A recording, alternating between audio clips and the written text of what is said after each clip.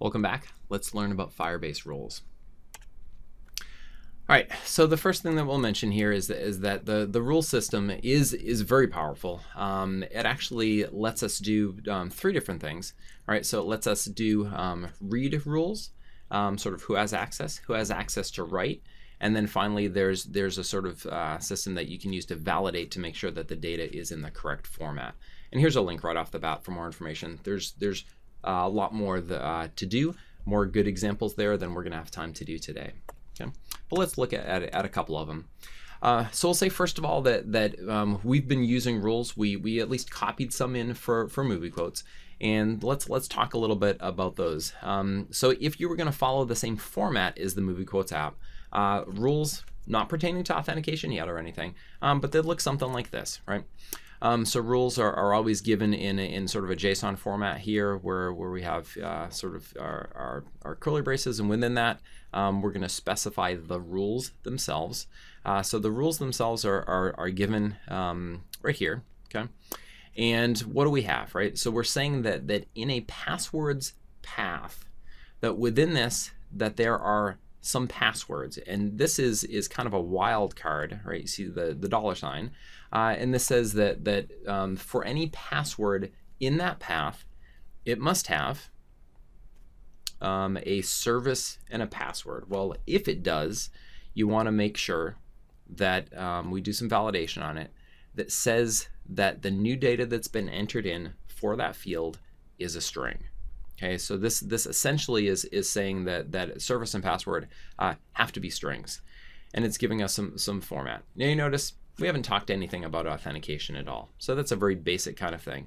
And if we were going to do this, similar to what we did in movie quotes, we would have to make sure that instead of just giving it a root Firebase URL, that would actually give it one with a path that went to passwords, right? So this path right here very much matches up with this path here. All right, but let's talk about login, right? So login's a little bit more information, a little bit more interesting here. So what I've done is, instead of making a password path, I've actually made a user's path, right? And that's because I want to have read and write rules separately on each path here, so each user can read and write to a single spot, right? So we basically give them their own branch of our data tree here that they have full access to, right? So, I'm one user, Dave Fisher's another one, and we each are going to have one or more passwords in ours. Okay, so let's see what the Firebase rules would look like for that, right? So the rules start off again with this users tag here. Now you'll note we have this $ users ID, and again this is going to be a rule that pertains to this users, which is a variable. Okay, so whenever you see anything with a $ prefix right here, it does mean that, right? It means that it's kind of like a wildcard. It's a variable, and it's something that we can refer to again elsewhere in our rules. So what we're saying, so for any given user, right? Let's handle the read and write rules first. So we're actually gonna check these out here. So to be able to read in this path, first of all, they need to be authenticated. So auth is non-null. Right? If you want to follow this link and read about it, you'll see that there is an auth variable. So that's a built-in variable that you can access in your code, right? So to read this, they have to be authenticated, and right, their user ID, or their unique ID, I should say here, their UID is equal to, right? So double equals this $UID, okay? And that's referring back here. So in other words, if I'm someone that wants to read or write to the path Bautel, then my authentication UID better be Bautel. Okay, so that we have to be able to do that. Okay, and writing is going to be the same thing. So read and write, we don't want anyone to read or write anyone else's passwords. Okay, what's left here is what we saw on the last slide, right? So our password, we're saying it's a password object has a service that it's for, like Expedia. It has a password that we're storing here. Great. And then we haven't talked about the username because usernames are optional. Some services you don't even store a username, right? So we're not requiring that. Okay.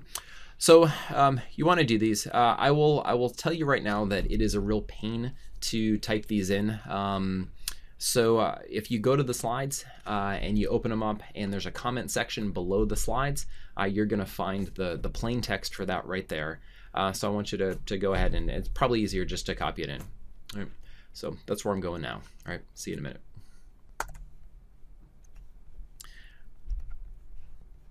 All right. So I've got them on my clipboard, and I'm going to go back to Firebase, into my rules, and I probably had some basic ones there. So I'm going to copy what's here, paste in those ones from the slide, make sure you save them so that they stick, okay? And then we should be good, okay? Now, if you run it, it's actually going to be broken. We'll come back to that in a second because we changed some paths and everything. So we'll fix it momentarily. What I'd like to do first is just tell you about, if this is kind of there is another system that they've designed, right? So there's something in Firebase called the Bolt compiler, right? And this is actually when your rules are getting more and more complex. This is actually the direction I think that you want to be going. A much simpler format, and might be nice for your project. So let me just talk briefly about this, even though you're not going to be using it quite yet. Okay. So first thing is in Bolt, so we have the concept of types, right? So basically, this is going to handle our validation for us. So we're going to say, hey, I'm going to have a password, right? And within this, password objects are going to have a password, a service, and then a username. They're going to be the strings, or in the case of a username, it's string or null, and null is actually a class here. It doesn't need to be capital N, and so that defines that. Now what we can then do is talk about different paths taking on different formats, right? So the path that is users, and then the syntax in Bolt they just changed it recently. It's a little bit different. So rather than using $signs like we saw in the JSON file, like here, they use curly braces here to give them some more flexibility. So the path that is users, and then a variable user, and some password. So what goes in there is one of these password objects, okay? And then if we want to set read and write rules, we can do that as well.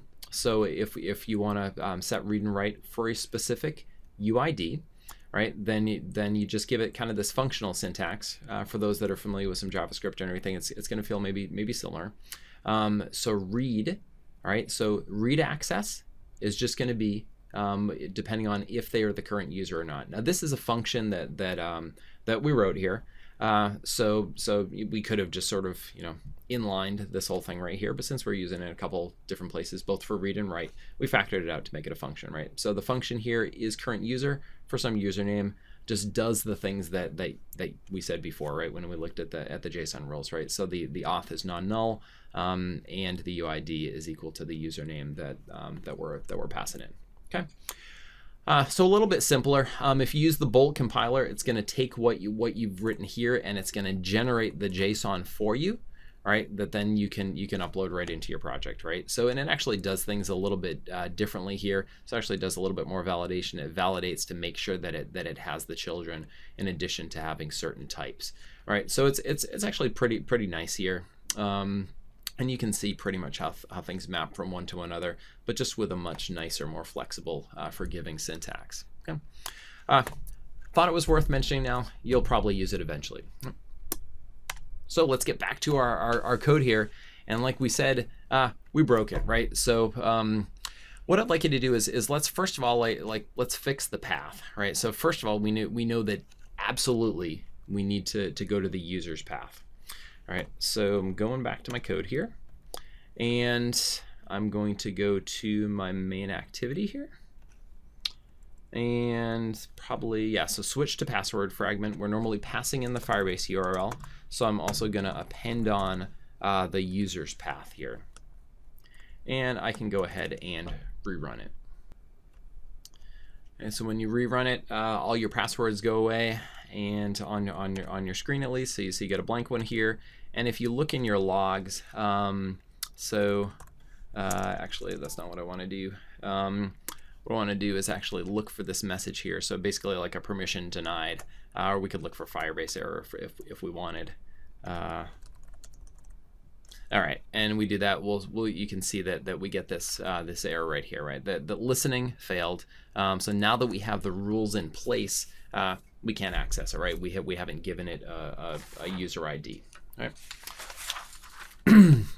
So that's it. That's it for rules. We're going to leave things in a broken state so that you come back next time for our next lesson on email password authentication.